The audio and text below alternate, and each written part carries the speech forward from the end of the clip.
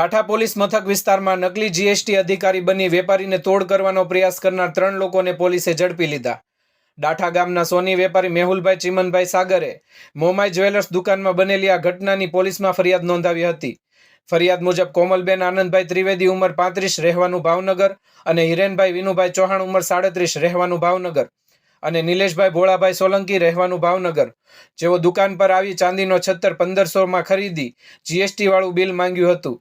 ફરિયાદીએ bill બનાવવા સમય માંગતા કોમલબેન ત્રિવેદીએ પોતે જીએસટી અધિકારી હોવાનો નકલી દાવો કરી આઈ કાર્ડ બતાવી 51 લાખ રૂપિયાની તોડની માંગણી કરી હતી.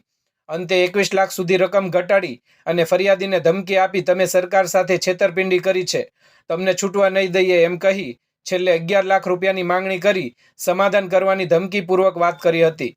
ફરિયાદીએ પૈસા ભેગા કરવા સમય માંગતા આરોપી કોમલબેન ત્રિવેદી અને હિરેનભાઈ ચૌહાણે ભગુડા દર્શન પર જવાનું કહી અને અમે આવીએ ત્યાં સુધી રકમ ભેગી કરી રાખજો તેમ કહી દુકાનમાંથી નીકળી ગયા હતા.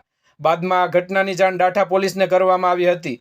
પોલીસે આ લોકોને ઝડપી પાડી તેમની પાસેથી આઈ કાર્ડ અને અન્ય ઓળખ અંગે પૂછ્યું ત્યારે આરોપીઓ કોઈ પુરાવા રજૂ કરી શક્યા નહોતા. પોલીસે કોમલબેન ત્રિવેદી, હિરેનભાઈ ચૌહાણ અને અર્ટિગા કાર GJ04DN 9170ના ડ્રાઈવર નિલેશભાઈ વિરુદ્ધ ગુનો નોંધી આગળની કાર્યવાહી હાથ ધરી હતી. આ કામગીરી કરનાર police staff police inspector CH Makwana તથા પોલીસ કોન્સ્ટેબલ દિગ્વિજયસિંહ સરવૈયા તથા પોલીસ કોન્સ્ટેબલ બળદેવભાઈ તથા હેડ કોન્સ્ટેબલ MR ભાદરકા તથા હેડ કોન્સ્ટેબલ RB રાઠોડ તથા હેડ કોન્સ્ટેબલ વિલાસબેન સહિતના જોડાયા હતા.